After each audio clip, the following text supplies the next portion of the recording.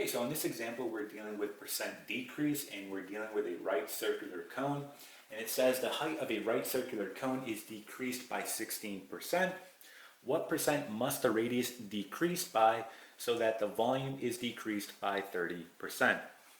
So what we first want to do here is we want to go ahead and write out the volume of a right circular cone. So what is that equation going to be? Well, it's going to be volume is equal to 1/3 pi radius squared times height. What we're going to do in this particular problem is we're going to solve for the radius two different times. The first time we're going to solve for it without the percent decreases being applied. Then we're going to solve for it with the percent decreases applied. Now we're talking about percentages here, so it's going to stay proportionate, meaning I can pick any value I want for my volume and height, right? Because it will all be proportionate since we're talking about a percent, right? So what I'm going to do here is I'm just going to pick simple values to work with. So I'll just say that my volume is 4 and my height is 2.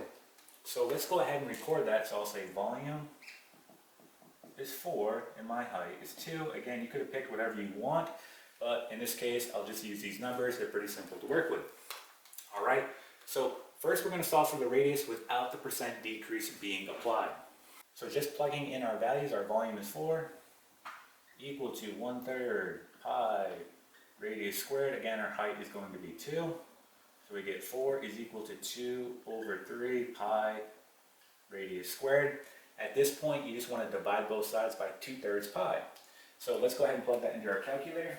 And when you do that, you get 1.91. I just rounded to the hundredths place, equal to radius squared. Okay, from here, just take the square root on both sides. And our radius is going to be the following. We get here 1.38. Okay, again, just rounding to the hundredths place. So that's our radius without the percent decreases being applied.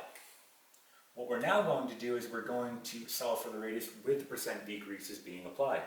So it says the height of a right circular cone is decreased by 16%.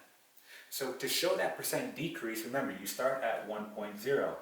I want to decrease by 16%, so minus 0.16, that's going to give you 0.84. So I simply just multiply the number by 0.84 to show a 16% decrease. Okay? So that's exactly what we're going to do here. So let's erase this. And plugging this in, we get equals. Right, and let's leave some space on the left here so we have room. So we get 1/3 pi radius squared. Our height is 2, and we said we're going to multiply this by 0.84 to show that 16% decrease. Okay, now on our left side here, our volume is being decreased by 30%. So to show that, I multiply by 0.7, right? So here I get 4 times 0.7, okay? So let's go ahead and just simplify this down.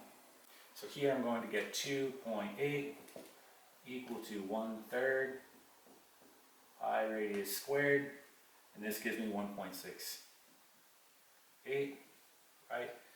Now what I'm going to do is I'm simply just going to multiply 1.68 times 1/3.